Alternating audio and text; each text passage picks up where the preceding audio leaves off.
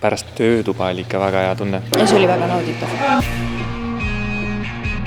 Hästi kuidagi vaba ja esimest korda nagu näed inimesi, aga suudavad tekitada sellise mõnusa ja turvalise õhkkonna kohe. Ma ei ole tükk aega saanud seda iseenda spontaansust kogeda. See sisemine impulss ärkab sinu sees. Sulle tuleb meelde, et tegelikult sina oled ka see laps, kes armastab mängida ja tuleb meelde, kui tore see on.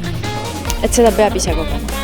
Kui me suudame probleeme lahendada nalja, improvisatsioon pakub seda võimalust, siis see kindlasti aitab seda. Igal ühele vähemalt 1 tund improvisatsioon, vähemalt igal õpetajale.